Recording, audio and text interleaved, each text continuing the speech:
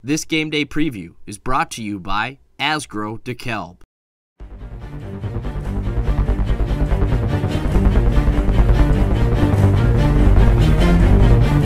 So now the excitement is, okay, playoff time is here. It's that time again. The FCS playoffs are back at the Fargo Dome. And for the Bison, the message is simple.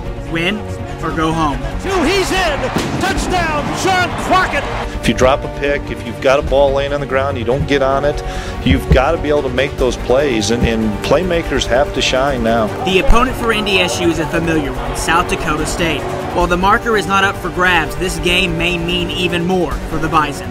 Yeah, it's definitely something you don't want to lose to your rival, but especially a last game. This will be the 6th time in the past 4 years the Bison will take on the Jackrabbits, which can make game planning extremely difficult.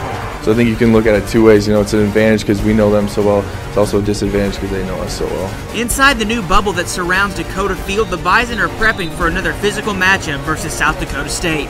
You know, the intensity from non-conference goes up when you get into the Valley, and then you go from the Valley to the playoffs, and now we're playing a Valley team in the playoffs, so it gets cranked up even more. Earlier this season, North Dakota State defeated South Dakota State 37-17. A major reason for the victory was Carson Wentz running for a little over 100 yards, something that may or may not happen again. You know, just last game it just so happened that those things were open for me, and a lot of them were improvised plays, scrambles and those sort of things, so you know, we just never know how to play out.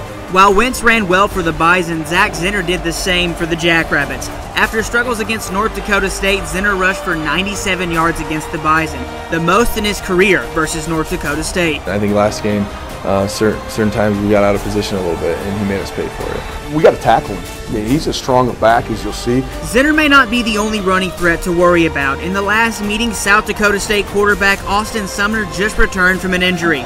Sumner is now healthy and gives the Bison defense even more to think about. He's just a lot more mobile. Last time, I think he had, coming off that ankle injury, I think it was kind of tough for him to move around in the pocket. It's going to add another challenge, another dimension to his game, being a little more mobile. Running isn't the only strong point of the Jackrabbits offense. South Dakota State receiver Jake Winicky leads the FCS in receiving yards. Along with the freshman, the Jackrabbits have several other receivers that are matchup problems for the Bison secondary. You have big kids that can run and go up and get it. It always causes issues just on jump ball. 50-50 balls kind of is where we get concerned, where we can have great coverage and great leverage, and all of a sudden, the wrong team comes down with it. A major reason for the recent Jackrabbits' success on offense is the amount of turnovers NDSU is forcing. In the last 4 games, the Jackrabbits are averaging 12 points off turnovers, making ball security that much more important. I mean, this year we've been a fairly explosive offense at times, but that's not how we are. We're a meticulous offense, move the chains, stay on the field type of thing, so turnovers are huge, so that's something we definitely got to take care of this week. The Bison will look to win its 12th consecutive playoff game. South Dakota State is still looking for history of its own. If the Jackrabbits win on Saturday, it'll be the first 10-win season in SDSU history. Everything is on the line Saturday, with kickoff scheduled to begin at 2:30 p.m. Central Time on ESPN Game Plan.